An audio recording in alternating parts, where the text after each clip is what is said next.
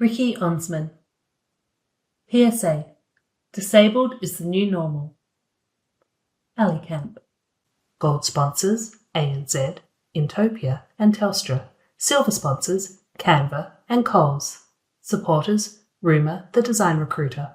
My name's Onsman and I'm Principal Technical Writer for TPG Interactive, or TPGI.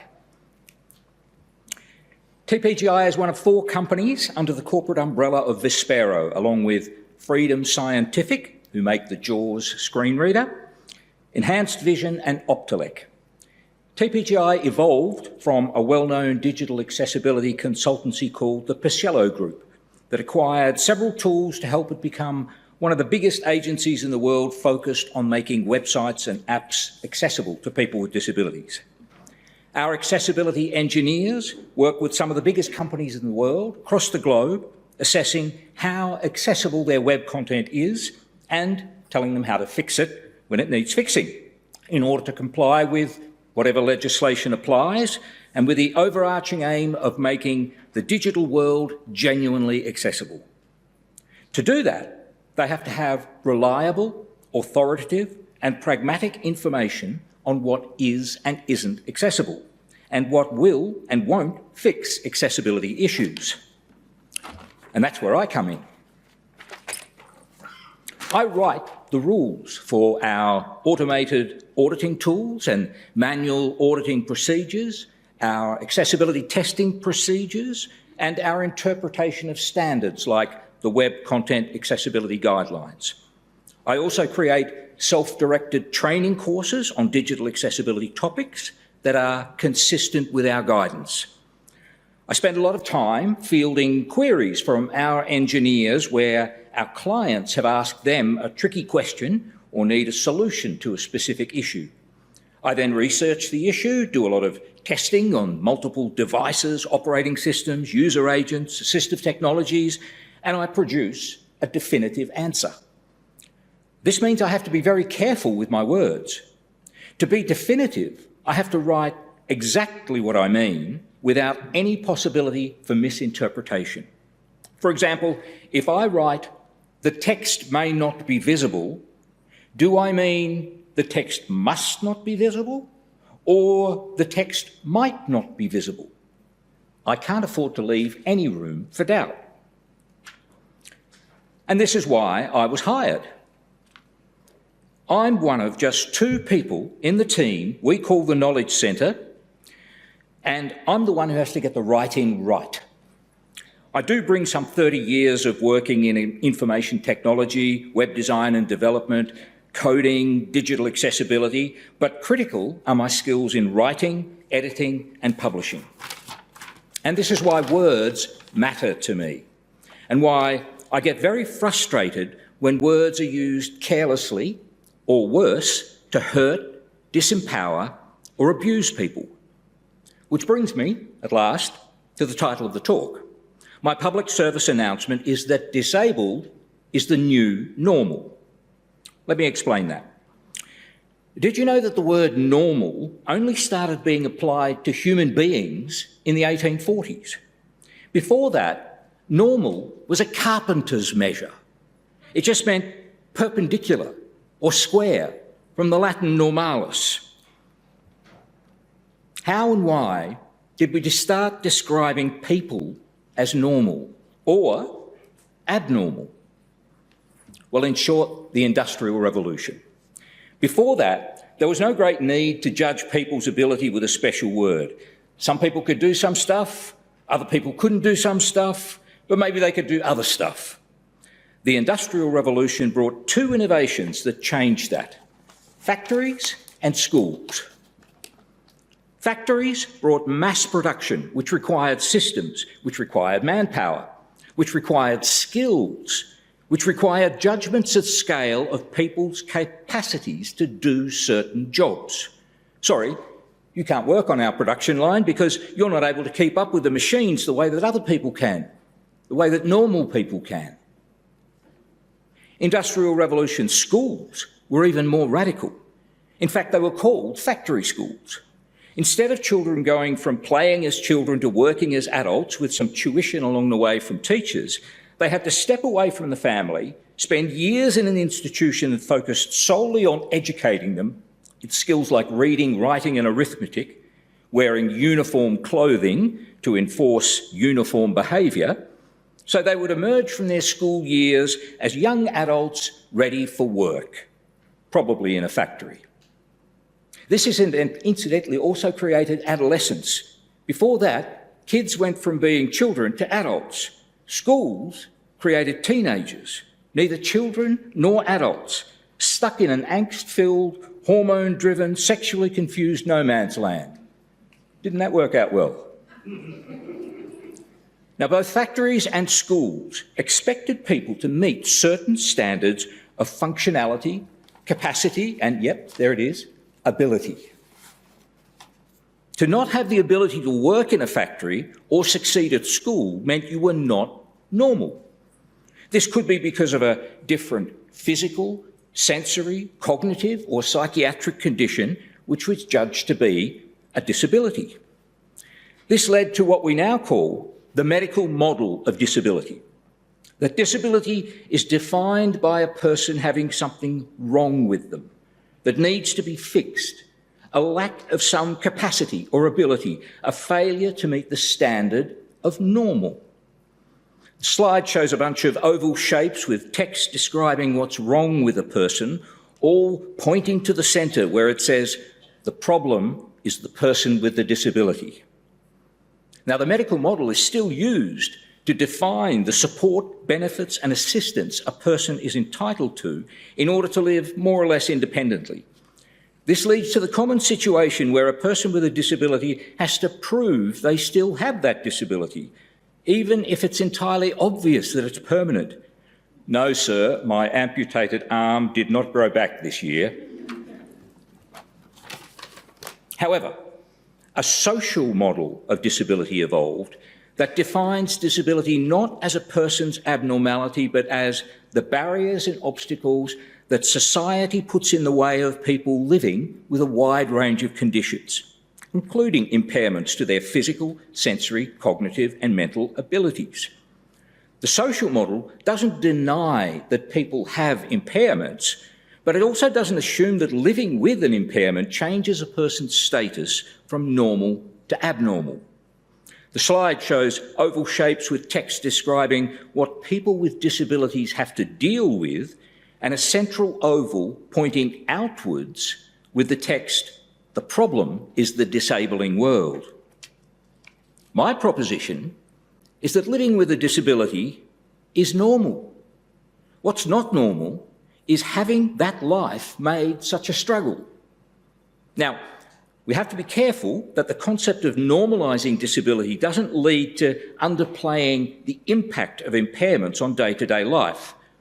The reality is that to live independently typically requires specific support, whether that's in the form of money, equipment, space, consideration, and most especially, ensuring that everything in the physical and digital world is accessible. The aim is universal accessibility. And here again, words get in the way. People regularly confuse universal design with inclusive design, using the terms interchangeably as if they're the same. They're not. Universal design refers to designing things so that they are by default accessible to people with any type of disability, without the need for customisation or adaptation. Inclusive design refers to designing things so that can be customised or adapted to meet the needs of people with any type of disability. Examples of universal design include the curb cut. Many of you will know the curb cut effect, in which things invented or modified for people with disabilities end up becoming standard because they're helpful to everyone. The name comes from California University students in the 1970s who made footpaths accessible to their fellow students in wheelchairs by filling in gutters at street crossings with concrete to make them wheelchair accessible. The local council became convinced of the benefits and made cuts in corner curbs and street crossings to achieve the same effect. Automatic sliding doors are an example of the curb cut in reverse. Sliding doors have been around since Roman times and before, but in 1931, the first automated sliding door controlled by a mat actuator was installed in a Connecticut restaurant to benefit the waiters carrying plates of food and drink to outside diners. US supermarkets then installed them to make it easier for shoppers to wheel their trolleys to their cars. In the process, they made it easier for people with various mobility impairments to get in and out of any building. Examples of inclusive design include adjustable height furniture. The slide shows two desks of identical design, except one has been adjusted to allow for a height difference. What I like about this is that it shows that work situations can be customised to accommodate different people's needs. Closed captions and transcripts on videos. This is a curb cut type example of inclusive design. Closed captions that can be turned on and off were introduced to accommodate people who couldn't hear the dialogue in videos. And now, many people have them turned on simply because it improves the viewing experience for everyone. This particular example, in which I'm about to talk about making PDFs accessible, also shows a transcript on the side, synchronised to scroll in time with the video. The reality is that universal accessibility is a great aim, but it can't always be achieved, even with universal design, which is when inclusive design comes to the rescue. In 1952, the US Air Force had a problem. Its newfangled jet aircraft were crashing at an alarming rate. What was the problem? Was it the pilots, the equipment, the technology, the flight instructors? The thing is, these jets had cockpits that had barely changed in the basic design since 1926. That design was based on the dimensions of an average pilot: height, weight, arm length, leg length, shoulders, hips, the relative proportions of all of those factors. It took a single researcher to establish, by testing 4,000 pilots, that not one of them fit the average. In fact, the average pilot was a statistical ghost. It didn't exist. The cockpits were redesigned to be customisable to each pilot's dimension. Seats that could be moved forward, backward, up and down, backrests that could have their angle to the seat changed, control panels that could be moved closer or further away or angled in different ways, controls that could be adjusted to sit more comfortably in different sized hands. The principles of inclusive design were applied because universal design was not the answer. And they weren't even trying to address a disability issue. It was an accessibility issue. And they demonstrated exactly how we should be looking at accessible design. Make it universally accessible by design, or let users customise it to meet their needs. I'll give you another example of how misunderstood and misused words are. A lot of people think disability discrimination and ableism are the same thing. They are not. Disability discrimination is discriminating against people on the basis they have a disability. Ableism is discriminating in favour of people who don't have a disability. Isn't that the same thing? No, it's not. Discriminating against people with disability comes from not understanding or not caring about the needs of people with various types of disability, preventing people in wheelchairs from getting access to a building by providing only stepped access, not providing alternative text for meaningful images in web content so that blind screen reader users can't tell what's in the images, not providing captions for videos so that deaf people have no idea what's being said. That's disability discrimination. Ableism is subtler, more pervasive and more insidious. It's the fundamental belief that people with disabilities are different, are not like us, are not normal. It's rooted in a belief that the medical model is right, that people with disabilities need fixing, that they are to be pitied and helped, whether they like it or not. This kind of discrimination may be unconscious and well-meaning to the extent that ableist people don't even realise they're being discriminatory or patronising. They're often shocked when they're called out on it. And yet it is extremely offensive behaviour, and it's exactly what needs to be changed. Words matter. We have words for different types of ableism.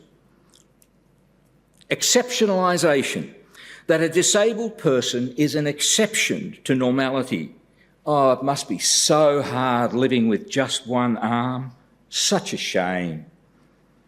Infantilisation, treating adults with disabilities as if they're children, unable to manage their own lives, grabbing a blind person's arm to help them cross the street, taking control of a person's wheelchair, shouting at deaf people. It happens. Aggrandisement, acting and speaking as if a person who has a disability is some kind of a hero for even existing. Oh, it's amazing that you do your own shopping, even though you're blind. You disabled people inspire me every day. I should include disability dongles, term coined by Liz Jackson for those so-called solutions for disability, like sign language gloves and robot exoskeletons that aim to turn disabled people into imitations of able people, normal people, to fix them instead of making the world accessible to them. The Australian comedian and disability advocate Stella Young brought all of those concepts into sharp focus in her 2014 TED Talk, Inspiration Porn and the Objectification of Disability. Stella coined the phrase inspiration porn to convey just how self-indulgent this view of people with disabilities is. This is ableism. You think it's not as bad as it used to be? A study by the Australian Catholic University released just last week found that students with disabilities resented being treated like children, that they were stereotyped, that they were regarded as not normal, exceptional, helpless, quote, "I'm not a problem that needs to be fixed," unquote. How do we counter it? We call it out. We do need to think about the hidden implications in our language that perpetuate discrimination in favour of an able society and against a perception of disabled as normal. And we can do it. We change language all the time. Let's change the language of disability. Let's speak, act and advocate for accepting disability as part of the normal human condition. Let's insist on accessibility as a fundamental human right. Should we be softly about this in case there's a backlash? Well, the Americans with Disabilities Act was first formed in 1985 after years of debate as a piece of state-based legislation. In 1986, it was proposed as federal legislation. In 1988, the concept gained broad bipartisan support in Congress. In 1989, Congress and the White House wrote the legislation. The ADA then went through a year of debate, which consisted largely of business interests and religious groups arguing against it. In March 1990, disability rights advocates organised the Capitol Crawl, in which 60 people with disabilities abandoned their wheelchairs at the base of the US Capitol in Washington, DC, and crawled up the steps in protest at delays in getting the legislation passed, made news around the world. Less than 4 months later, the ADA was signed into law. Sometimes you make a noise to get things done. Let's call out ableism. Be seen, be heard, be active. Call out the use of disability as a euphemism or a metaphor for negative judgments. Call out the lack of accessibility, the fallacy of we don't have disabled users. Well, duh, you would have if you made your stuff accessible. The future can be accessible. People with disabilities can be respected as full participants in an equal society. Words matter. Let's make disabled the new normal. Thank you. Ali Camp, celebrating 10 years.